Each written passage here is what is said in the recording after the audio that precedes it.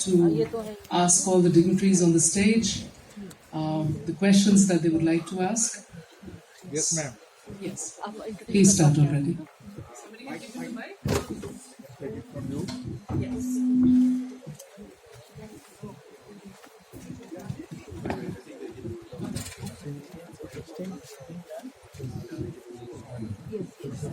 Yes, sir.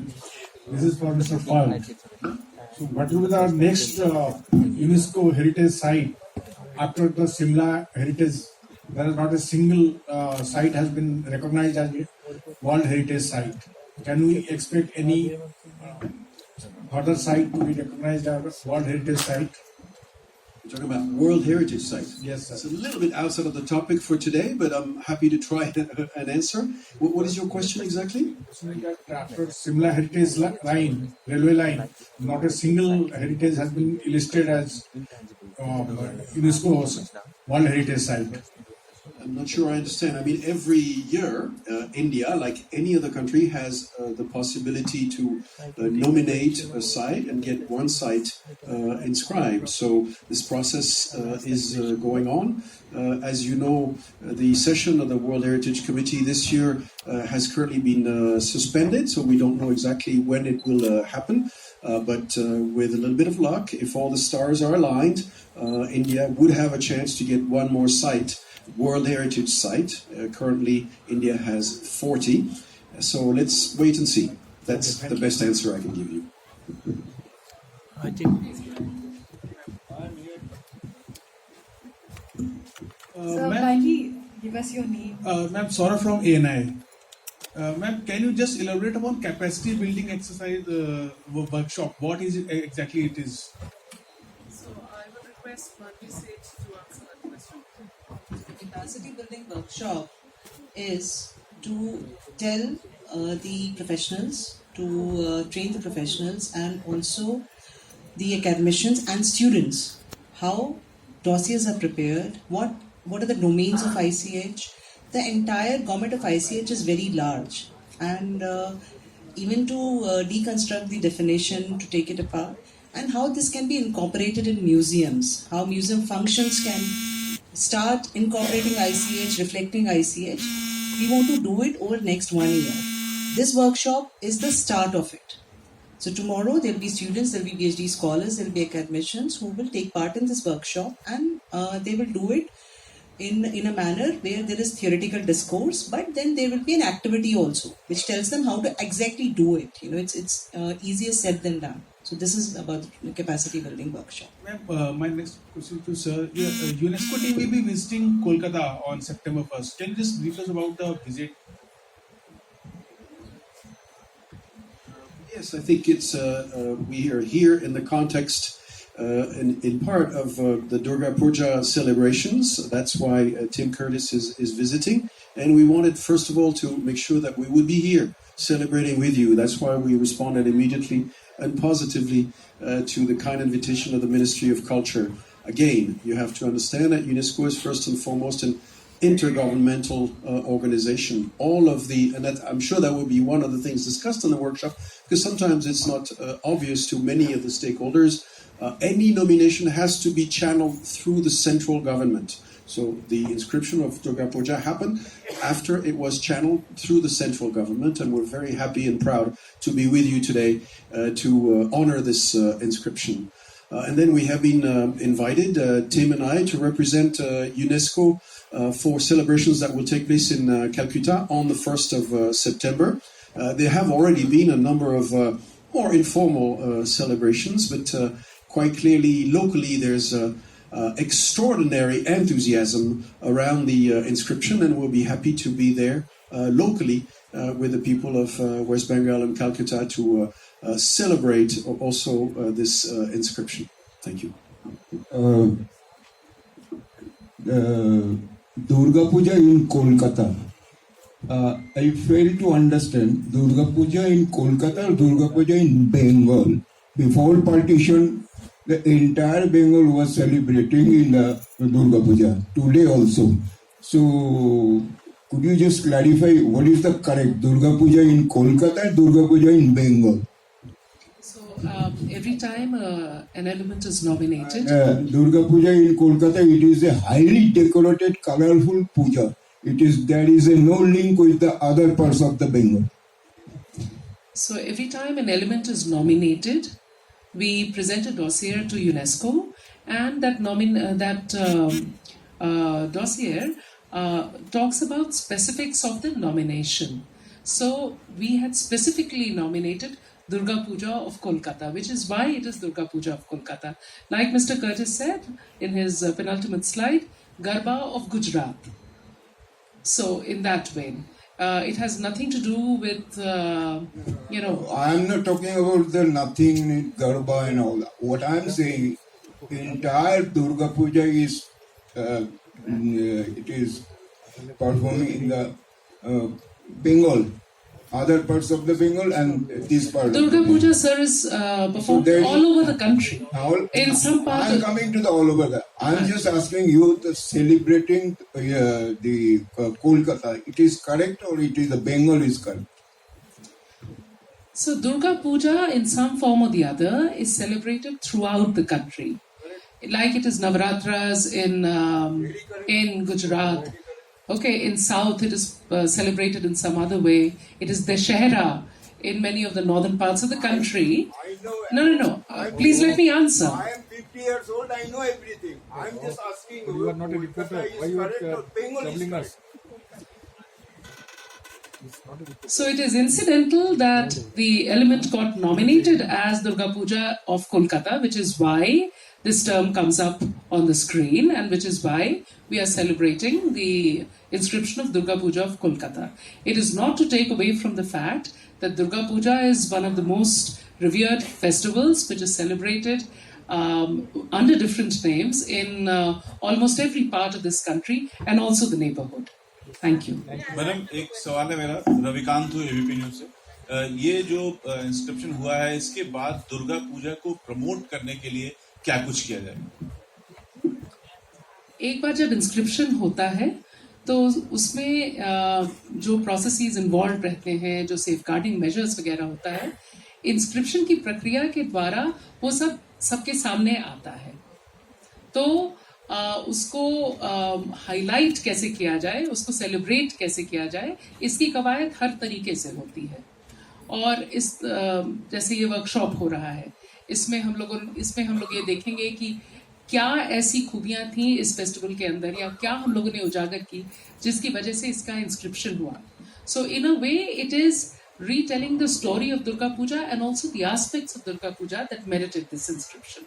So it gives it the kind of prominence that it requires. It puts it, gives it the limelight, and therefore attracts all kinds of, community participation, state participation in safeguarding it and also in propagating it as intangible cultural heritage.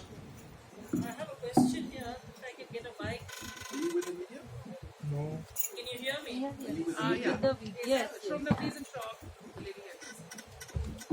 If you can also introduce yourself and the media you're associated with, My it name would is really Rekha help Dixit all of us. and I'm Thank from you. The Week magazine. The gentleman here had a very valid question. When you're talking about the chanting, you're talking about chanting in Ladakh is a larger region. We're talking about Gujarat.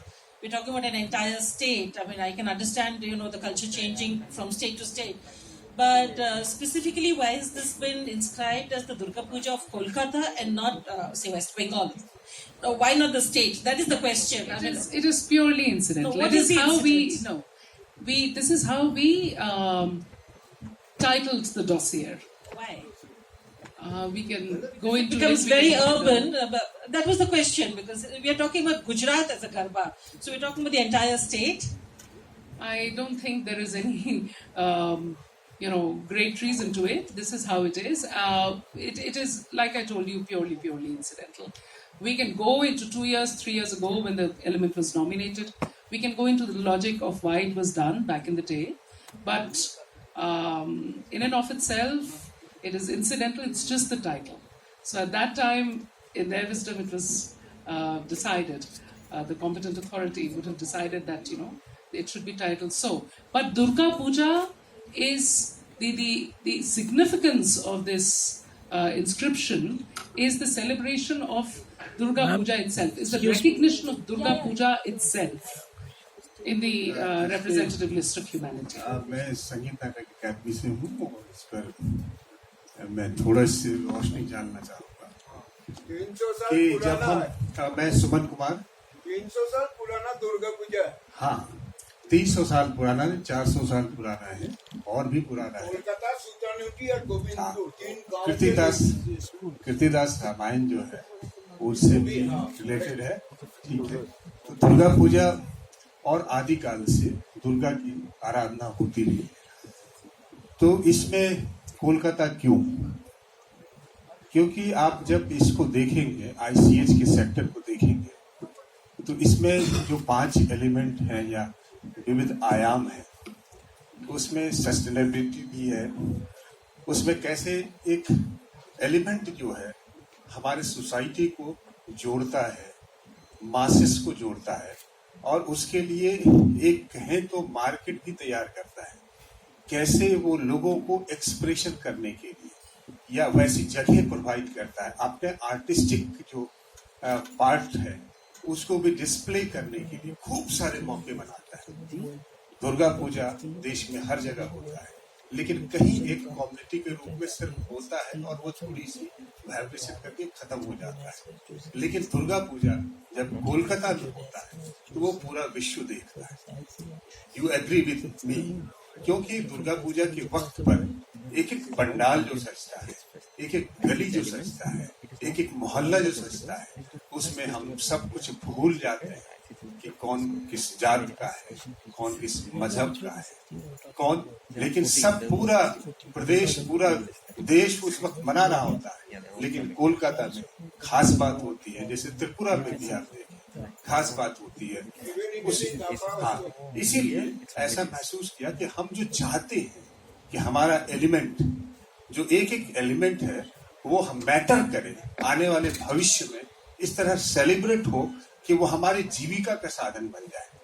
आप नहीं चाहेंगे तो ऐसा कोलकाता में दिखता है कि वहां जाकर के कितने सारे लोग दुर्गा पूजा के वक्त में गांव से आकर के वहां जिंदा रहने, साल भर जिंदा रहने का जो रोजगार पा लेते हैं। इसीलिए ध्यान गया कि कोलकाता में वो सारे मैंने चीजें हैं जिसको हमें दूसरी जगह भी होना चाहिए। और ये हम नहीं कह रहे हैं कि कोलकाता कहने का मतलब ये नहीं है कि सिर्फ दुर्गा पूजा कोलकाता की, लेकिन एक रिप्रेजेंट कर रहा है, एक रिप्रेजेंटेटिव होता है कुछ जो बंगाल को रिप्रेजेंट करता है। तो हम बंगाल के लिए कहाँ मुंह खोलेंगे, दरवाजा कहाँ से खुलेगा? It is the opening gate of Durga Puja from Kolkata, क्योंकि वो सबसे ग्लोरीफाइड है। उसने पूरी दुनिया को दिखा दिया है कि यहाँ दुर्गा पूजा इस तरह से होती है। हम अपने कल्चरल एलिमेंट को we should recognize our cultural element because it is connected to our identity, it is connected to our future, it is connected to our generations. So things should be like that. It has to raise up like that. So इसलिए कलकत्ता को एक representative के रूप में रखा गया है। ये मत कहिए कि सिर्फ कोलकाता को ही रिकॉग्नाइज किया है, यहाँ दुर्गा को रिकॉग्नाइज किया गया है जो कोलकाता की पूरे विश्व में पहुंच है। Thank you. I think that you have got them. So this way, sir. So good evening. My name is Sanjay Agarwal and I represent World News 24/7. So my question is to Mr. Tim. When you're talking about UNESCO, it's a larger, it's worldwide.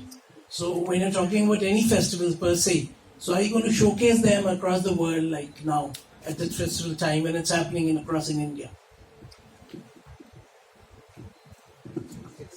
I'm not quite sure what you mean by showcase in that sense of I don't necessarily go. We have a lot of Indian diaspora there, so they'll also be happy, Yeah, no, absolutely. I mean, we give prominence to all the elements that are listed on our lists, and so and we're working with the countries. Obviously, we don't do it directly. We work with the countries to do events and to showcase them. The whole point, in a way, of putting them on this list and this representative list is to raise the awareness, raise the consciousness raise the understanding of the importance of all of these elements. And we do as much as we can, working with our member states, countries who run all the programs to try to foster events, awareness in the country, but also outside the country. And I think it's very important in the context of UNESCO that this heritage is shared in a wider sense. So yes, and we have our websites, we have events, and sometimes in Paris or elsewhere. So yes, absolutely. Thank you. Thank you.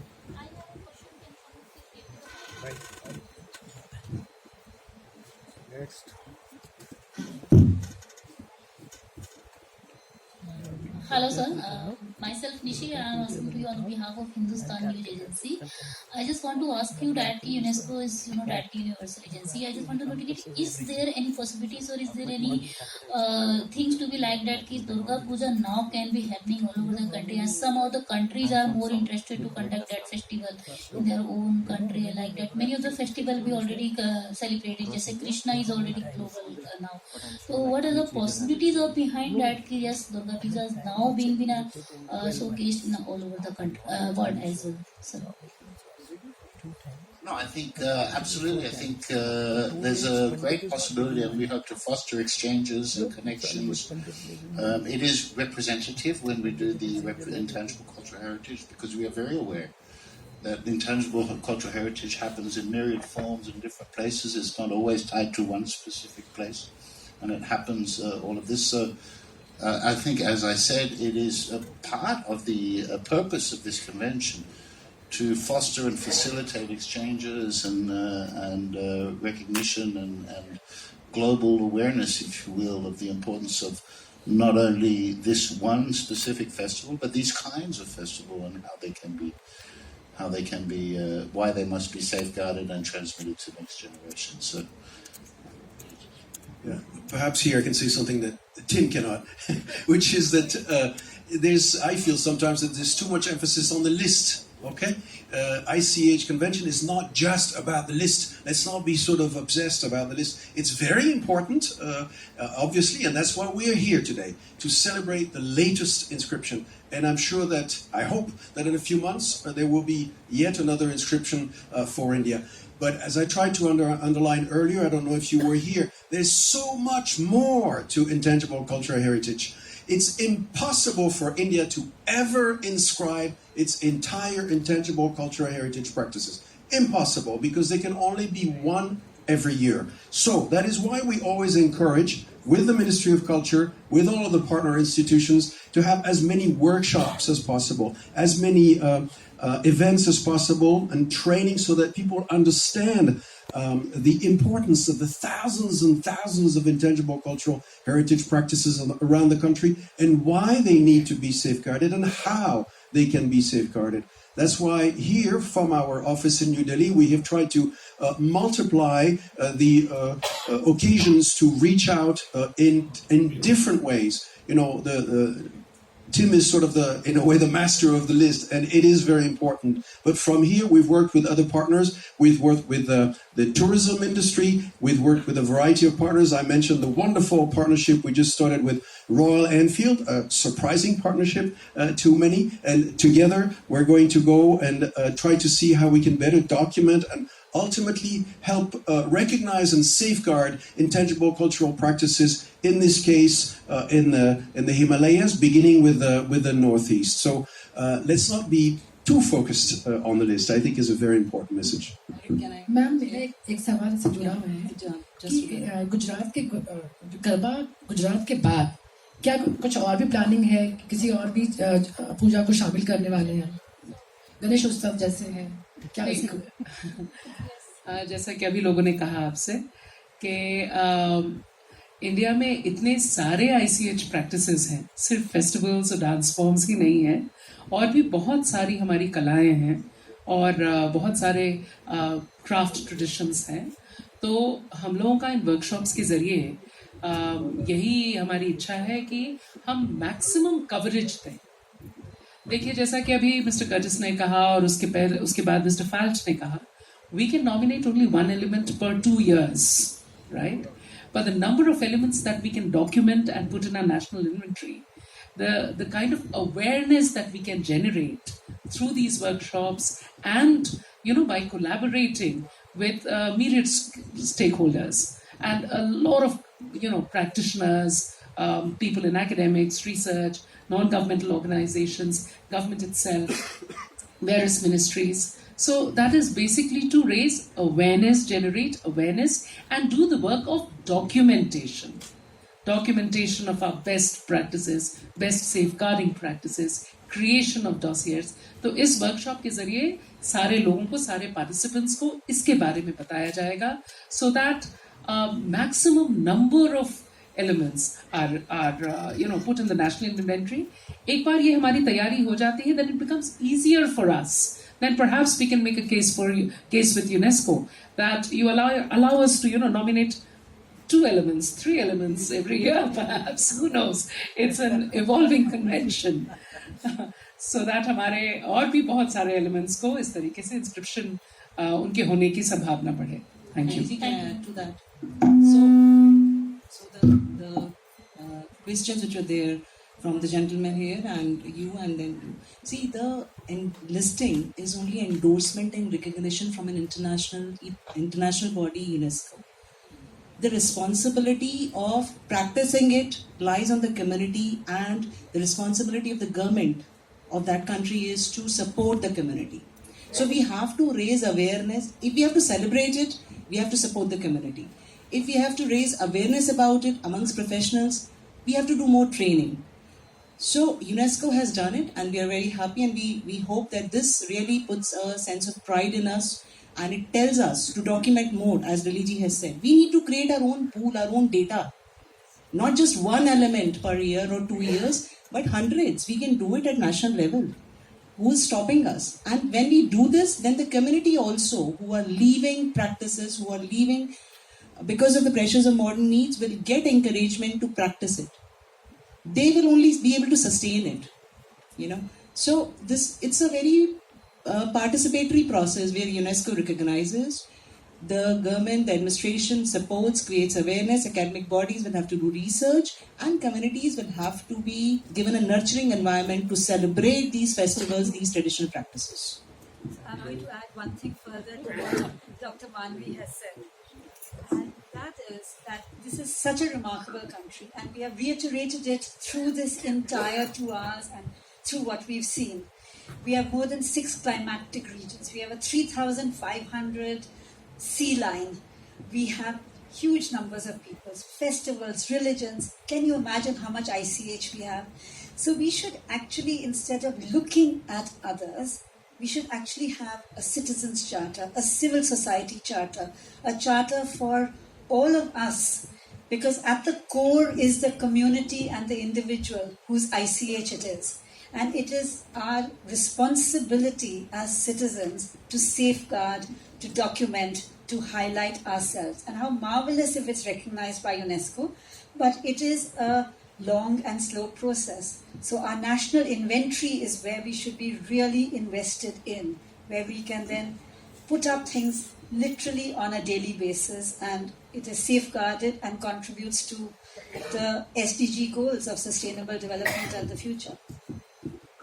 I also would like to add that this is the first workshop, but only first in a series of workshops. So we have decided to have at least 6 throughout the year to just spread awareness about how it is important to add to our national inventory, and how it is important to raise awareness about the various ICH of India. So if that is all that... are there more questions, or shall we conclude today's evening? Because our guests also have other engagements. So thank you very much. I really appreciate all of you who have come here, and I really appreciate all the questions that were asked. Please